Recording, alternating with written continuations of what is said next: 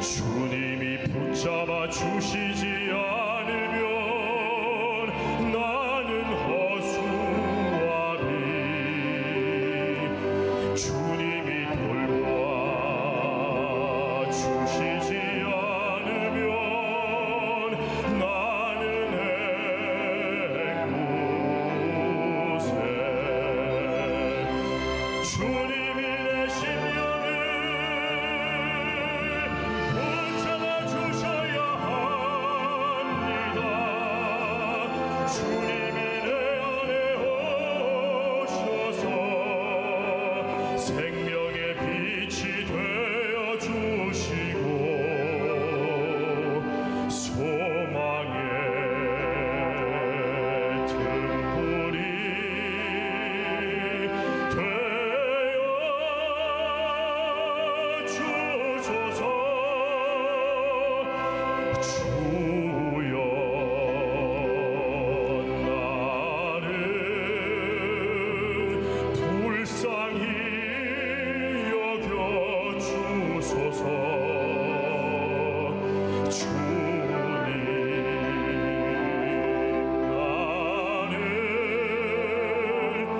긍휼히 여겨 주소서.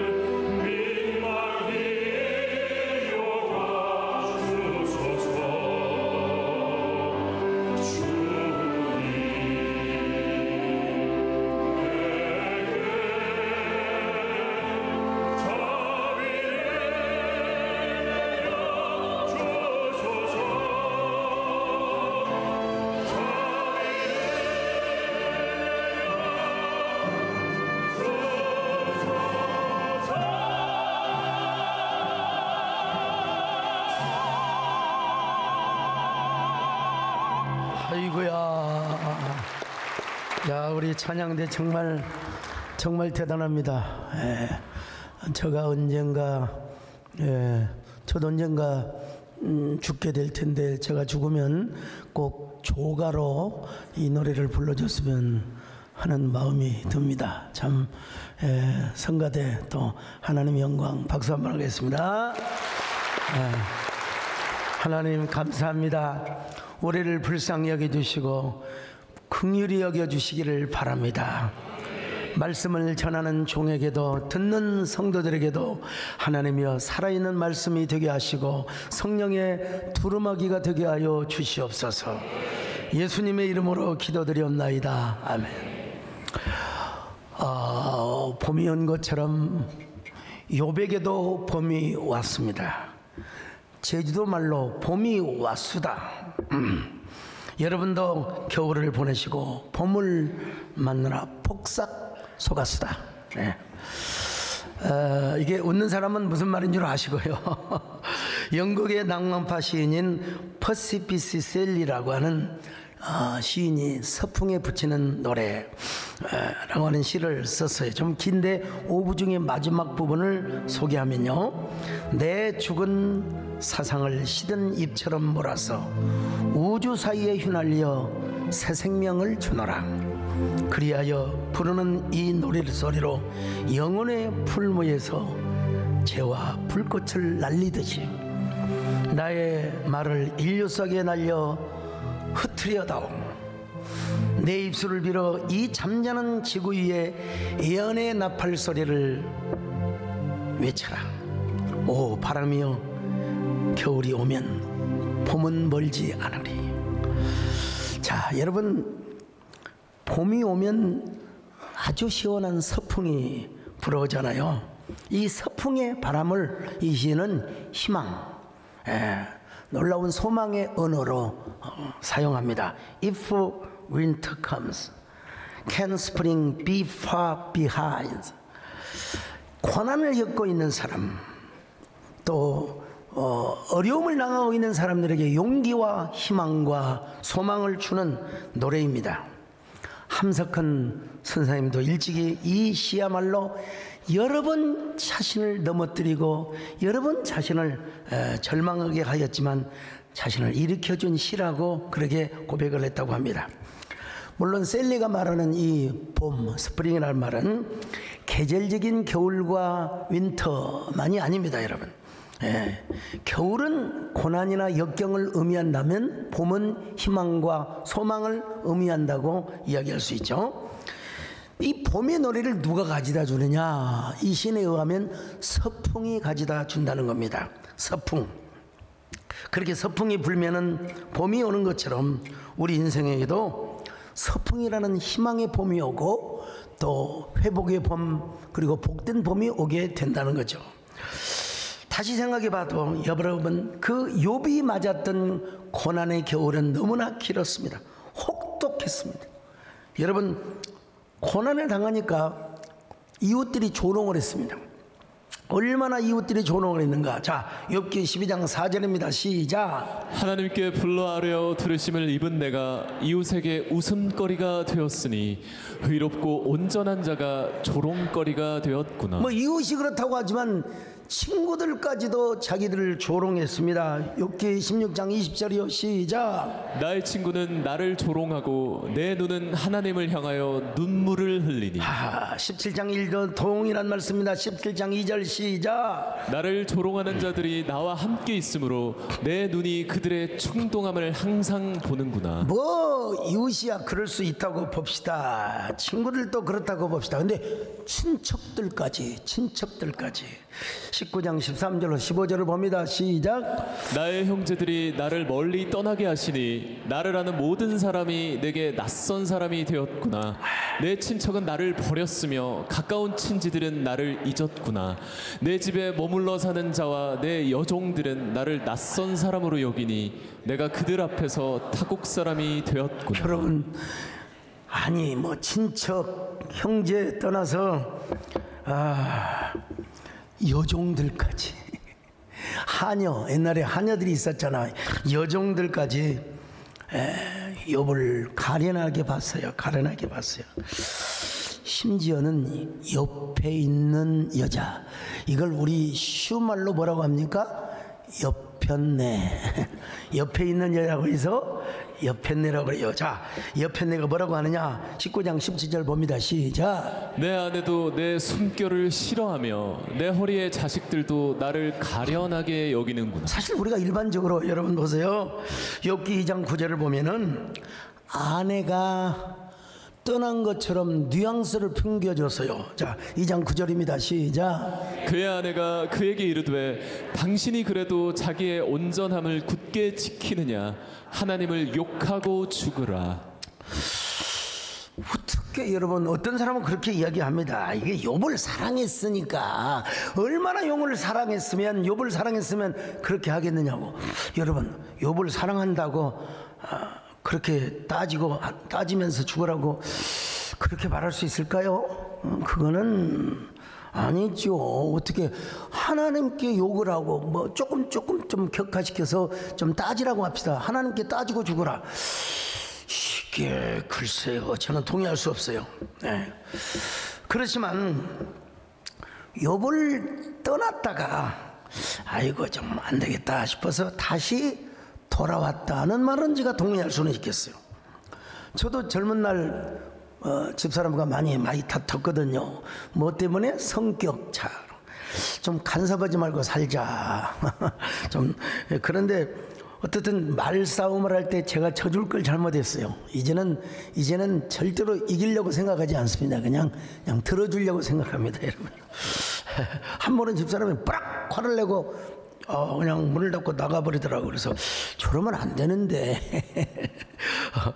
그러고 저는 또 그러다가 이제 새벽기도 갔다 왔더니 집사람이 또 집에 딱 있더라고요. 그래서 아니 어디 갔다 왔어요? 그랬더니 찜질방에 갔다 왔어요. 찜질방도 볼까요?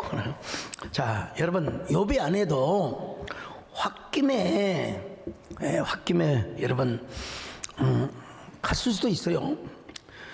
자, 그래서 그 다음에 돌아왔으면 그 다음이 문제지. 그 다음에 잘 케어해줘야지요. 케어해줘야지요. 근데 욥의 아내가 옆에서 욥이 숨 쉬는 게 굉장히 힘들었나 봐요. 막 숨 쉬는 소리가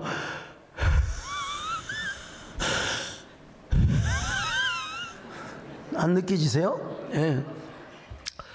숨 쉬는 것 자체가 너무 싫었다는 거예요. 자, 욥기 19장 17절 봅시다. 시작. 내 아내도 내 숨결을 싫어하며 내 허리의 자식들도 나를 가련하게. 아니, 아내는 그렇다고 합시다.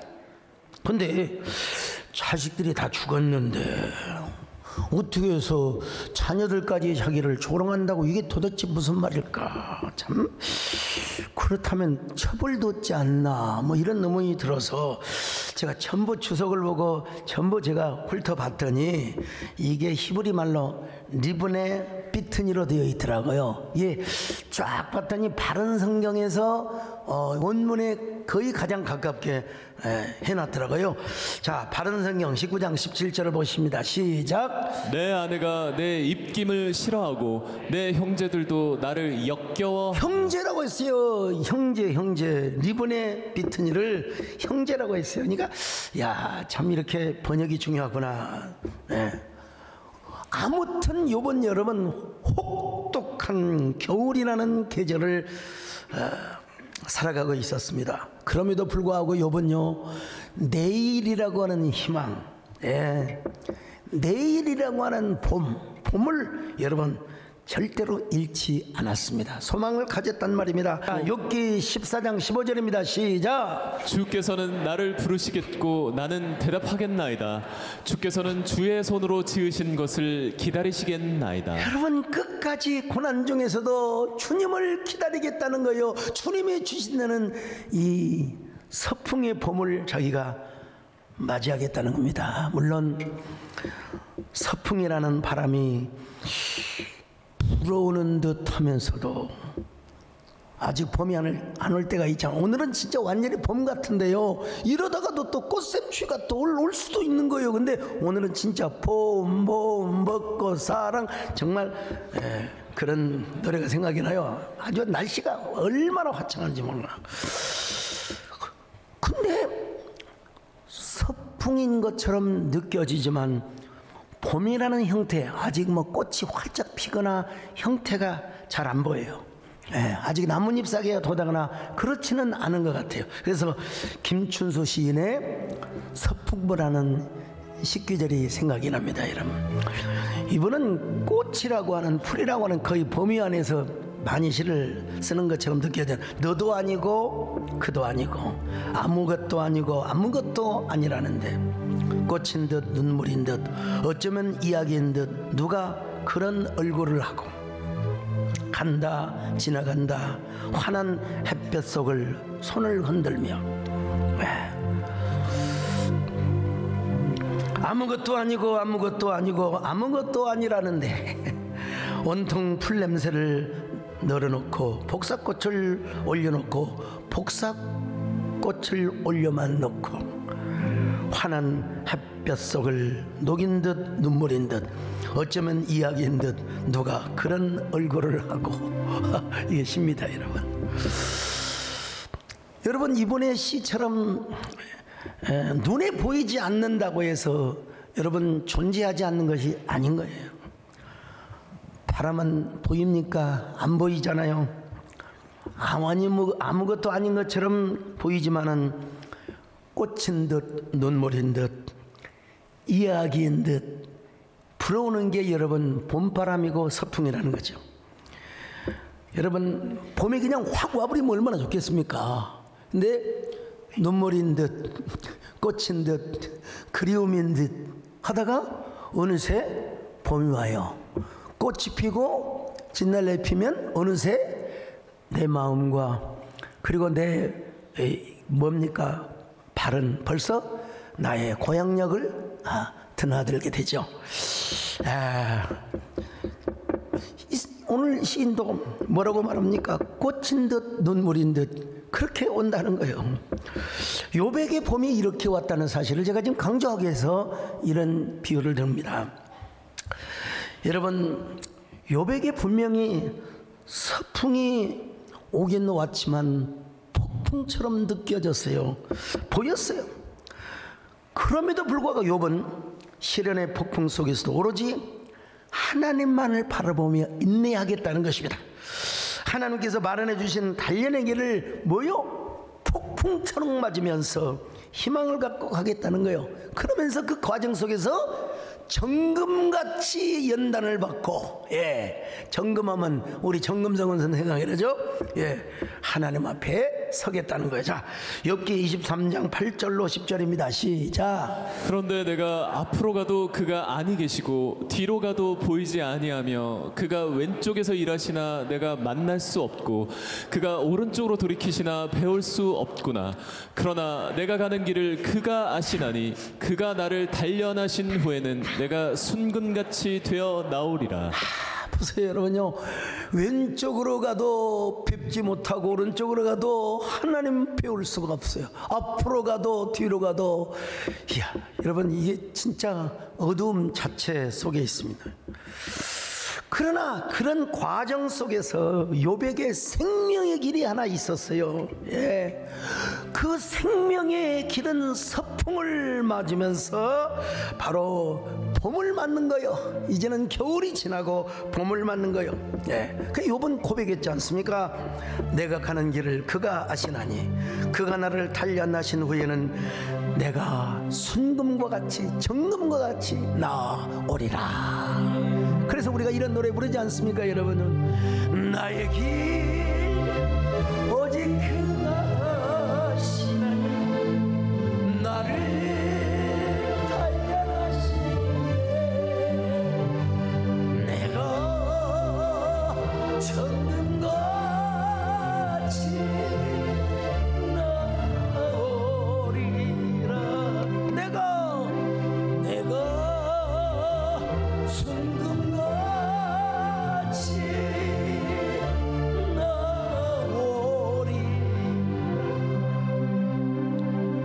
욥에게 하나님께서 나타나셨는데 어떻게 나타나셨다고요? 폭풍 가운데 나타나셨다고 했어요. 그리고 욥에게 그냥 말씀하신 게 아니라 질문을 하셨다고 했어요. 근데 그 질문이 뭐가 벽보가 되어서 그 벽보 속에 자신의 사진이 담겨 있더라.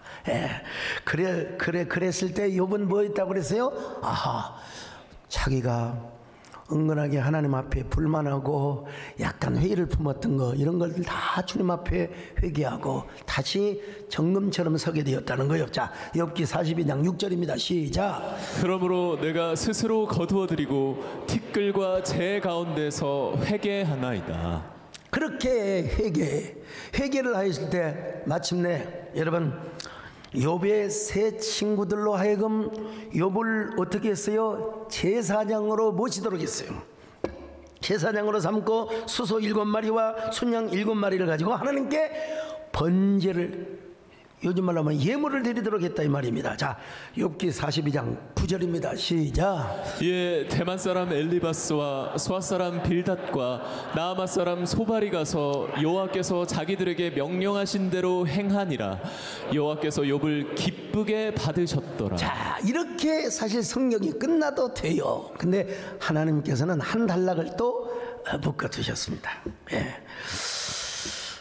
욥이 제사장이 되어서 소위 말하면 그냥 예배를 드리도록 예배 인도자뿐만 아니라 사죄하고 용서하고 또 마치 뭐라고 할까요? 그 하나님과 친구들 사이를 중재하는 중재 역할을 하는 기도를 한 거예요. 중보 기도를 한 거예요. 하나님, 비록 제가 병들어 있고 제가 지금 남북의 조롱거리가 되어 있다 할지라도 다 하나님의 섭리가 있음을 믿습니다. 욥의 고백이요, 욥의 고백. 저들이 모르고 함부로 말을 내뱉었습니다. 그러므로 하나님, 저들의 말 실수를 용서하여 주옵소서. 예, 저들의 허물을 사하여 주옵소서. 아마도 이런 내용의 기도를 막 짧게는 안 하고 좀 상당히 길게 했을 겁니다, 여러분. 그러는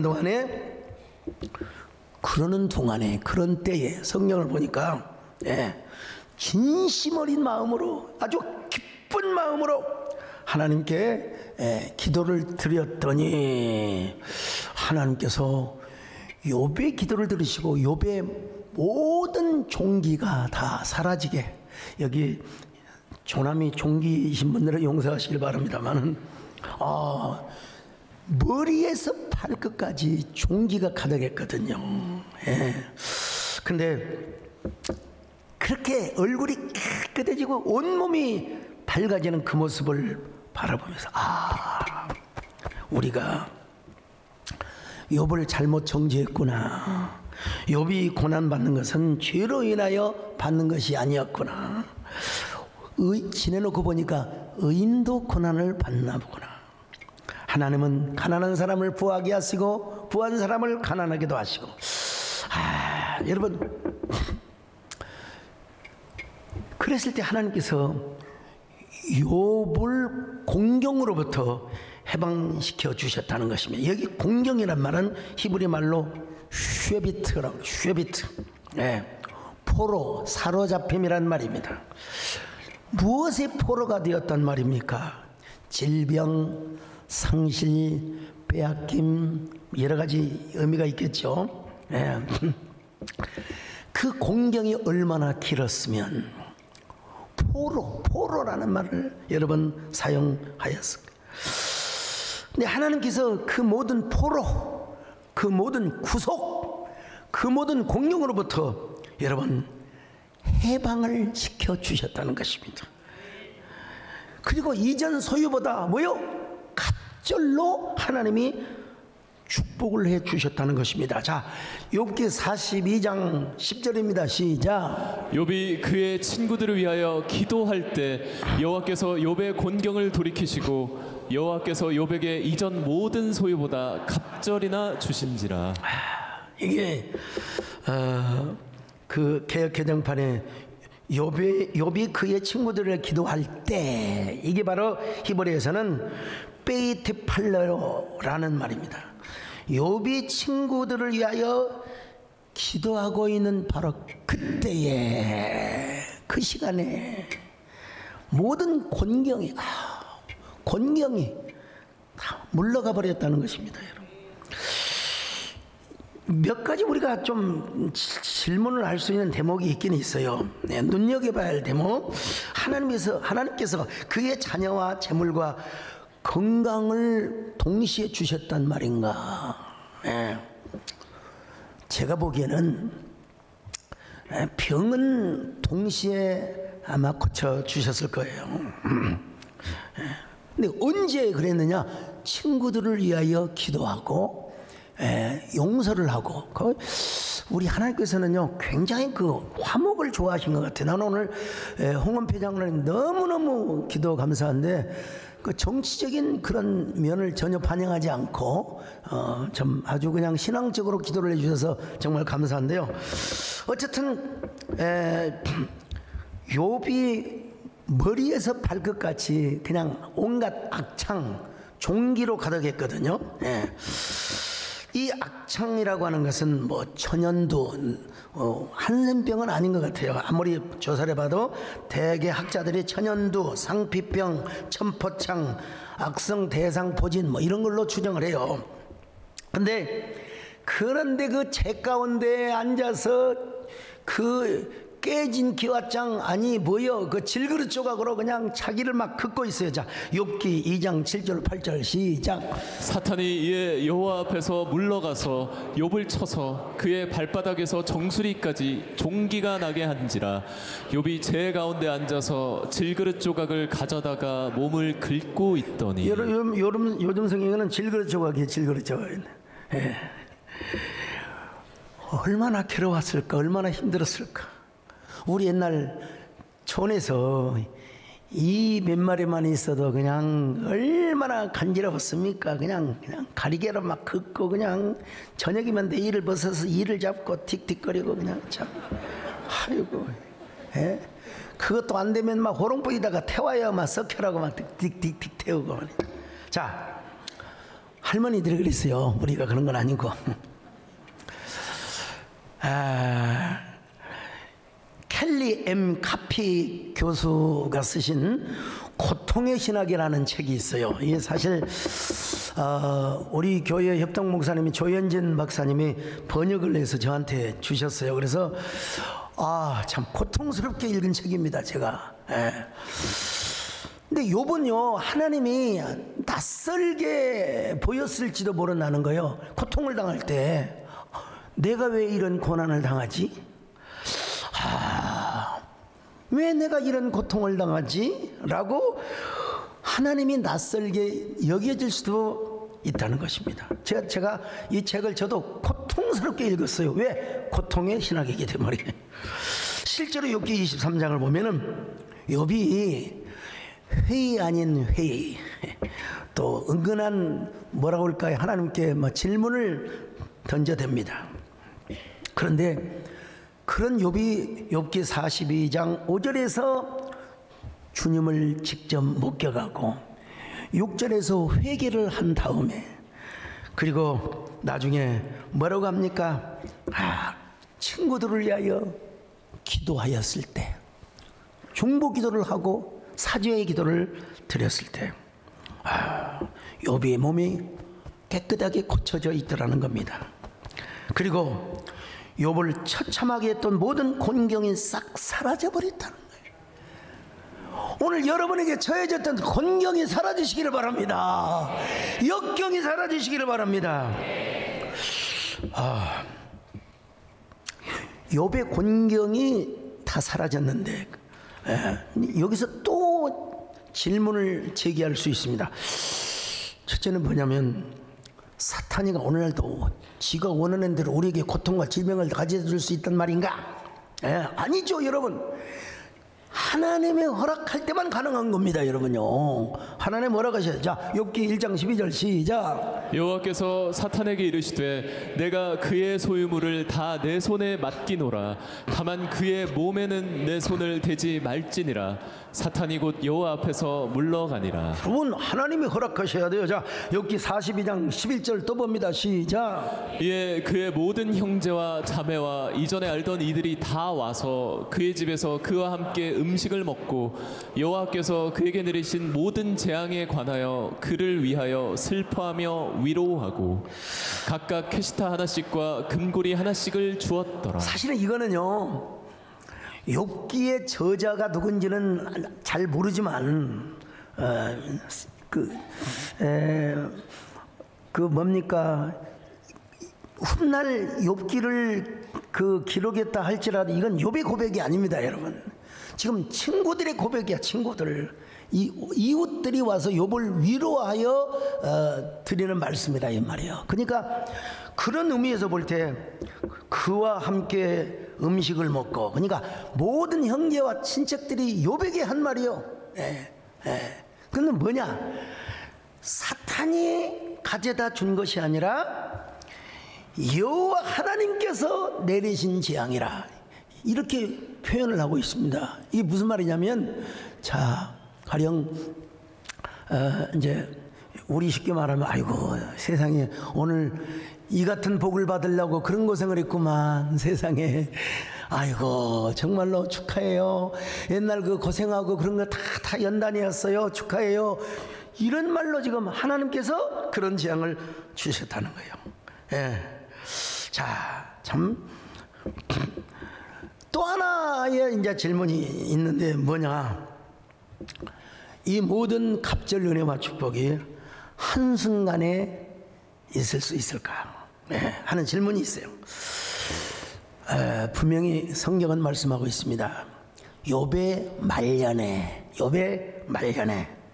그러니까 모든 뭐 14,000마리의 양을 비롯해서 자녀할 것 없이 한순간은 아니죠. 여러분, 한순간에 자녀가 오락말이 바라바라 따라다 뿌렸냐 한다고 자녀를 바라고 바로 태어납니까? 그건 아니잖아요. 한순간은 아니죠.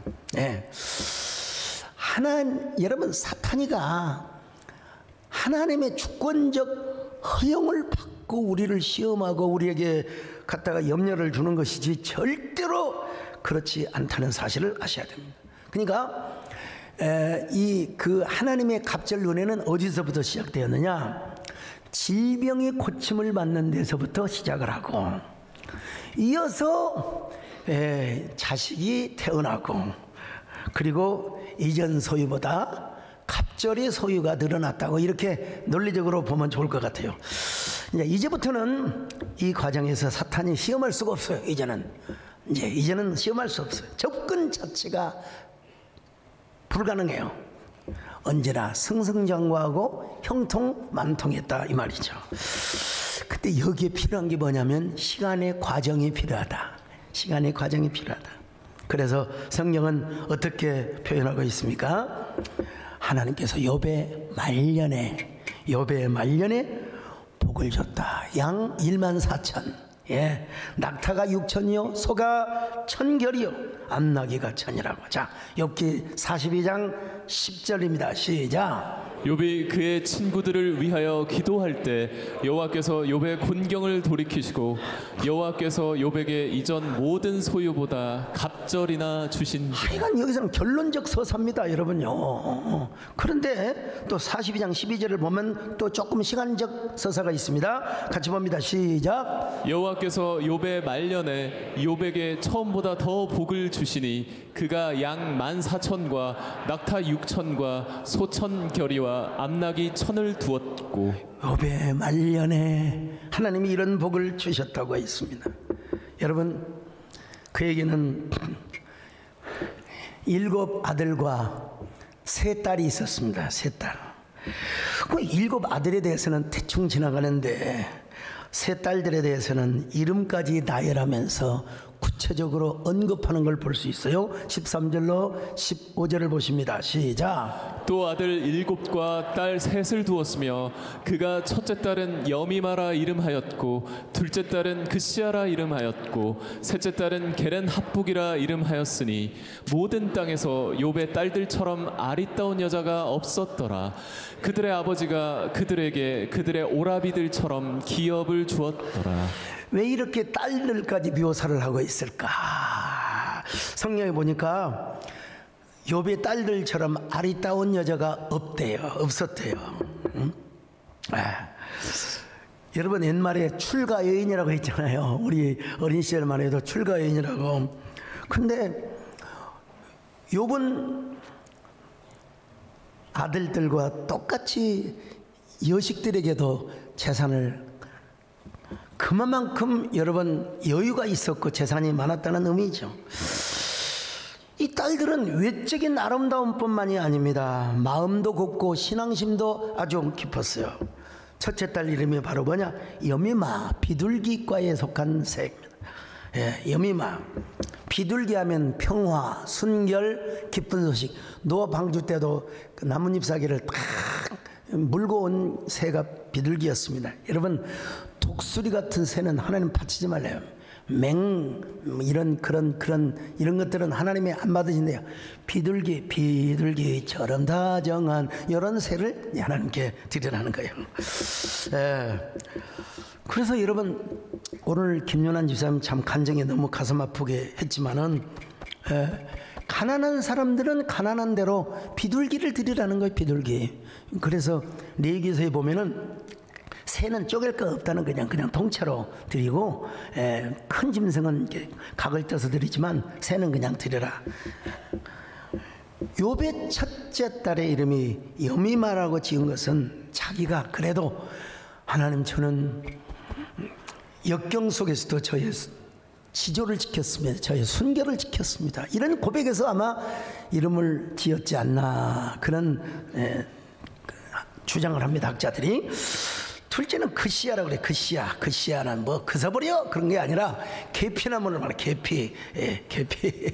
그시야 하면 그서버려가 아니에요. 고대 근동에서 계피나무는 향재료예요.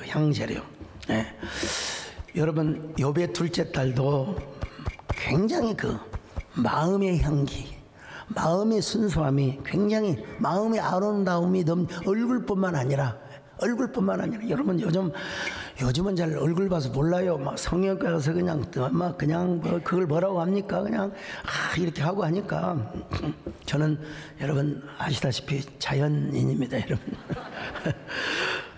세 번째 딸은 게렌합북이요. 게렌합북. 이 물감을 말해요, 여러분. 물감. 우리 세계에서 최고 비싼 그림이 뭔지 아십니까? 우리 집사님 아시잖아. 이게 살바토르 문디라고 하는 그림인데 여러분 저게 값이 6천억이래. 6천억. 저기 사우디 왕세자가 갖고 있다고 하는데 그림 한 장에 6천억이요. 여러분 강남의 아파트를 한 20-30채를 살 수 있는 엄청 그런 아름다움이 게렌합북에 있단 말입니다, 여러분. 그런 딸들에게 똑같이 재산을 나누어 줬다는 것입니다. 욥은 딸들이 아름다울 뿐만 아니라 딸들에게도 똑같이 재산을 나누어 줬다. 자, 15절 다시 봅니다. 시작. 모든 땅에서 욥의 딸들처럼 아리따운 여자가 없었더라. 그들의 아버지가 그들에게 그들의 오라비들처럼 기업을 주었더라. 얼마나 큰 복을 받았으면 주로 여러분 족보에 있어서는 딸의 이름이 거의 안 나옵니다. 거의 안 나와. 근데 엄청나게 욥이 복을 받자 여러분 친구들이 와서 친척들이 와서 이웃들이 와서 위로의 잔치를 쳐주는 겁니다.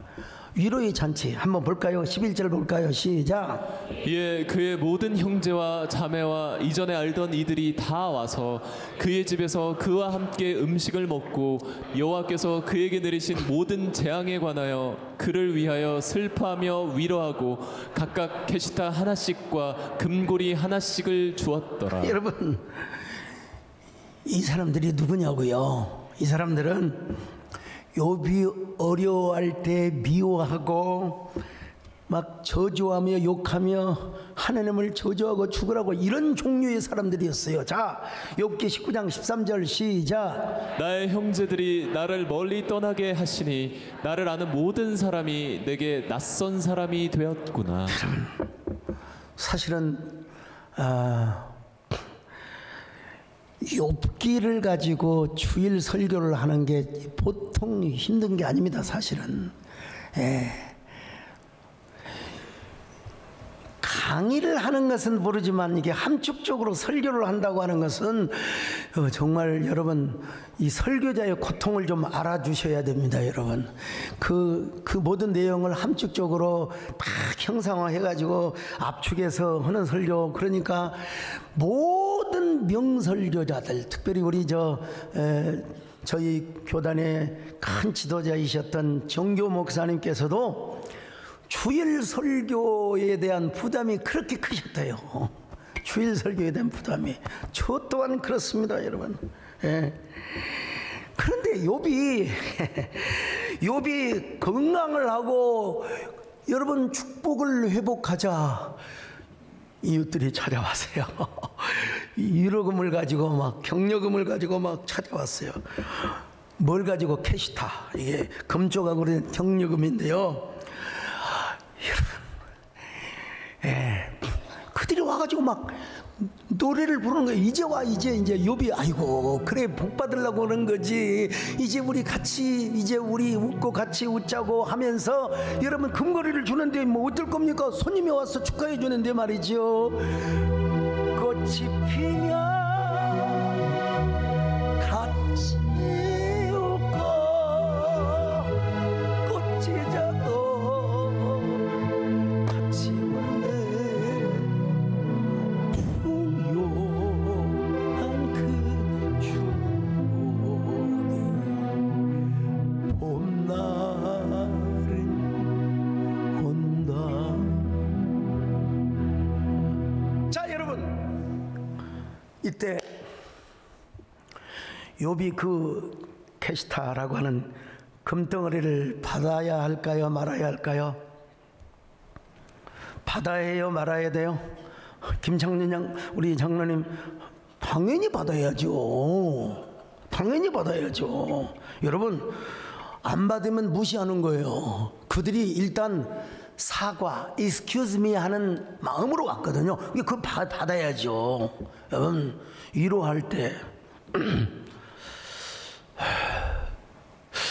여러분, 저도 위로가 필요한 사람입니다.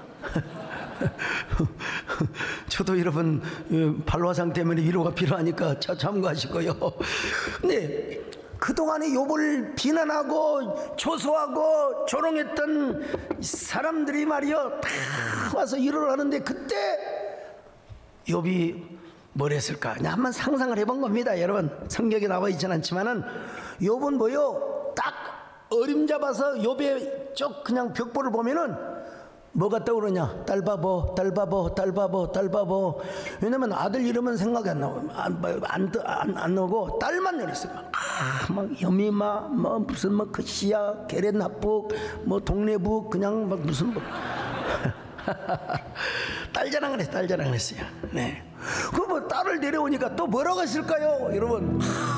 어쩌면 그렇게, 어이구 세상에, 눈썰미 좀 봐봐, 세상에 눈썹 좀 봐봐, 저 콧등 좀 봐봐, 세상에. 욥이 짜본 아닙니다. 욥 어쩌면 그렇게 아빠를 닮았는지 몰라. 저 봐봐, 저 봐봐, 세상에. 아이고 어쩌면 그렇게 뷰티풀, 원더풀, 쌍꺼풀해. 아이고 여러분, 그랬을 때 욥이 뭐라고 대답을 했을까요? 난 그냥 한번 생각해 보는 거예요. 얼굴만 예쁘다고 여자냐, 마음이 고와야 여자지, 신앙심이 좋아야 여자지, 내 딸이 그런 딸이야. 짜리장짜 야야야. 근데 여러분, 궁금한 게 하나 있는데 뭐냐면, 욥이 말년에 이제 축복을 받는 우리는 그대로 믿어야지요. 아멘이죠. 14,000마리 뭐 다 믿어야죠. 근데 이제 도대체 누구를 통해서 10명을 낳았느냐? 누구를 통해서? 물론 전통적인 학자들은 첫째 부인을 통해서 낳았을 것이라고 그렇게 주장을 해요. 뭐 당연히 전통 학자들이 견해를 따라야 되겠죠. 첫 번째 부인이 잠시 나갔다가 돌아온 것까지도 여러분 받을 수 있지만, 근데 제가 인간적으로 한번 생각해 봤어요. 이미 그때 나이는 이미 폐경이 되었을 텐데 폐경이 되었을 텐데, 아니 물론 아브라함의 아내 사라도 90세 이상을 낳았어요.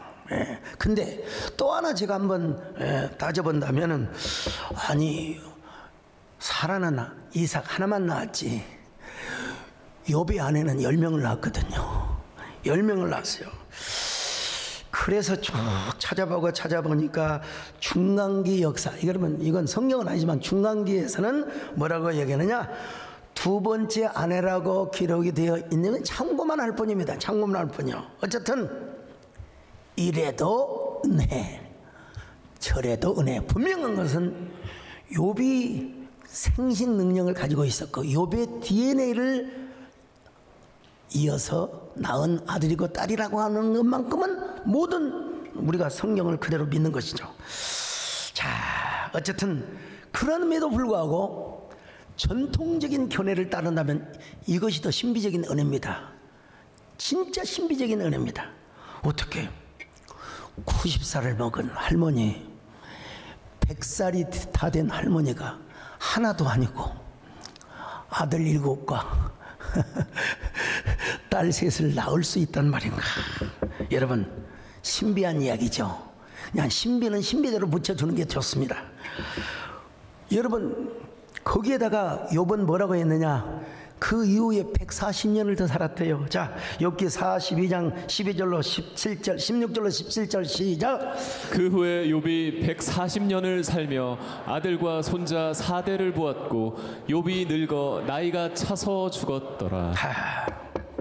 이게 욥이 몇 살을 살았느냐는 누구도 정확히 알 수는 없지만 대충 봐도 200년 전으로 사는 거예요. 고난 이후에 140년을 살았으니까 140년. 여러분, 자녀들을 열을 낳고 고난을 당했지 않습니까? 예. 몇 년을 고난을 당했는지는 알 수가 없어요. 근데 이제 쭉 제가 조사하고 또 조사를 해보니까 우리 구약을 전공하신 이희성 목사님도 감동을 해요. 목사님, 언제 70인형을 보십니까? 여러분, 그 셉투아전트라고 하는 70인형을 쭉 거기를 보면은 30년 동안 고난을 받았다고 그렇게 번역을 해놨어요. 이거는 그렇게 연대를 계산하면 거의 한 욥이 240년을 살았다는 결론이 도달하는데 이걸 우리가 전적으로 소용할 수는 없어요. 그냥 참고만 할 뿐이고, 우리가 성경에 나와 있는 사실만 본다 하더라도 욥이 고난을 겪은 이후에 140년을 살았어요. 네, 140년을 살았어요. 그러니까 고난 받는 기간을 포함해서 본다 하더라도 거의 한 200세 전후로 살았다는 말입니다. 아들과 손자 4대. 자, 아들, 손자, 증손, 현손, 내손까지 다 갔어요. 예. 우리는 차례야 90살, 글쎄요 100세 시대에 도전한다고 하지만 여러분, 예, 욥은 우리보다 더블 포션으로 다 갑절이 있어요. 우리 정권사님, 아이고 내가 나이 많다고 욥을 생각하러서 욥은 무슨 100세도 되기 전에 나이 드셨다고 하십니까? 욥은 여러분 어쩌면 글쎄요 한 200년 넘게, 첫째는 하나님의 은혜였지만 또 하나는 뭐냐, 고난에 대한 보상이라고 여겨집니다. 여러분, 그러니까 사람들이 볼 때마다 자기들은 죽으면서도 욥이 멀쩡하게 살아있는 모습을 보면서 아이고 그렇게 처절한 시험 속에서도 꿋꿋하게 하나님만 섬기더니 저렇게 오래오래 사시네. 와, 아들 보고 손자 보고 증손 보고 그리고 현손 보고 내손까지 보고, 와, 어쩌면 저렇게 건강하게 살 수 있을까? 막 손주 손녀들이 다 보면서 우리 할아버지는 저 악한 마귀가 시험했는데도 한 번도 시험 나가지 않고 한 번도 원망하지 않았대요. 우리도 할아버지의 믿음을 본받아서 그렇게 살아가대요. 여러분 그렇게 얘기하지 않았겠을까요? 난 오늘 여러분도 욥처럼 하나님을 잘 섬기셔서 건강의 복이 있기를 바랍니다. 여러분도 장수하시기를 축원합니다. 네. 할 수 있으면 이 땅에서 가난하지 마시고 부자 되시기를 바랍니다. 좋으신 하나님께서 여러분에게 그런 복을 주시기를 바랍니다. 우리 하나님 어떤 분이다? God is good. 언제나 선하신 하나님이시다. 우리가 하나님 앞에 해야 할 것이 딱 하나 있어요. 그건 뭐냐? 욥이 인내한 것처럼 우리도 참고 기다리면 되는 거예요. 자, 야고보서 5장 11절 봅니다. 시작. 보라, 인내하는 자를 우리가 복되다 하나니 너희가 욥의 인내를 들었고 주께서 주신 결말을 보았거니와 주는 가장 자비하시고 긍휼히 여기시는 이시니라. 우리 하나님은 여러분 언제나 자비하시고 긍휼히 여겨주시는 분이십니다. 여러분 언제나 내 주는 자비하셔서 늘 함께 계시고 그런 노래가 있지 않습니까? 여러분 내 주는 자비하셔서 늘 함께 계시고 내 궁핍함 늘 채워주시네 주님을 찬송하면서 할렐루야 할렐루야 내 앞길 험악하여 낮추지만 그러니까 여러분 요번요 4대손을 보면서 병들어 비명 행사한 것이 아닙니다. 나이가 차서 기한이 차서 그냥 자기의 수명대로 산 거예요. 자, 욥기 42장 17절입니다. 시작. 욥이 늙어 나이가 차서 죽었더라. 기한을 충분히 채웠단 말입니다. 무슨 말이냐면 살 만큼 살았다는 겁니다. 몸을 가진 인간으로서 후회가 없었다는 말입니다. 여러분 죽을 때까지도 여러분 아쉬움이 없었다는 것입니다. 탄식이 없었다는 겁니다. 여러분 오로지 하나님을 갈망하면서 오로지 하나님을 어떻게 합니까? 바라보면서 엄청난 장수의 축복을 누렸어요. 그런 그에게는 또 하나의 봄이 있었어요. 진짜 그가 하나님을 만났다면 고난의 때에도 이렇게 고백했거든요. 내 가족이 벗김을 당한 후에도 내가 내 가족 육체 바깥에서 하나님을 보리라고 이 부활절에 많이 설교하는 설교인데요. 자, 욥기 19장 26절 시작. 내 가죽이 벗김을 당한 뒤에도 내가 육체 밖에서 하나님을 보리라. 고난을 당할 때 이런 고백을 했다면 여러분 이제 영원한 하나님의 집 앞에서 영원한 천국문에 이르를 때 여러분 그가 맞는 봄은 제2의 봄이었습니다. 세상을 떠나갈 때도 후회함이 없었어요. 탄식이 없었어요. 이제는 하나님에 대한 갈망, 영원한 천국에 대한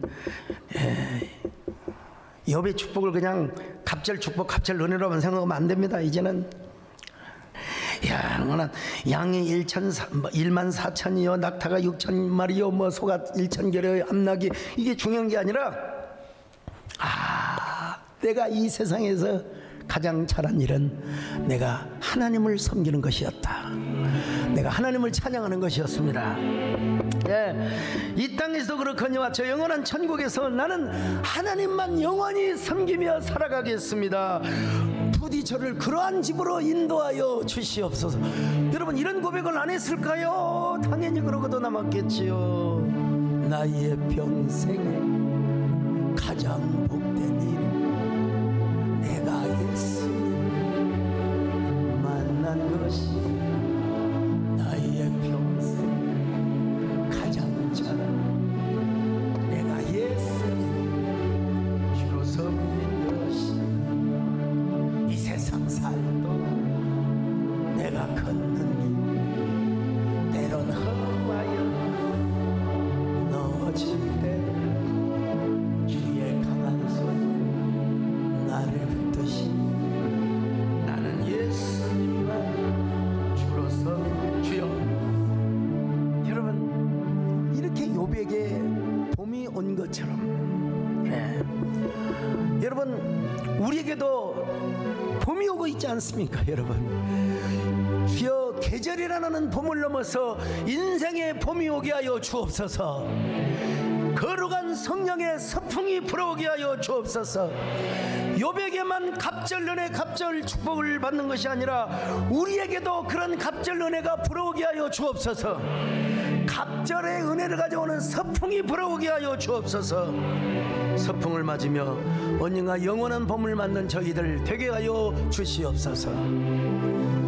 하나님, 여기까지 살아온 것 감사합니다. 또 인도해 주신 것도 감사합니다. 하나님, 우리 하나님이 영광 받아주시고 앞으로의 삶도 책임져 주시기를 바랍니다. 함께 하시기를 바라옵고 오직 하나님께 영광 돌리는 삶을 살기를 원하오며 예수님의 이름으로 기도드리옵나이다.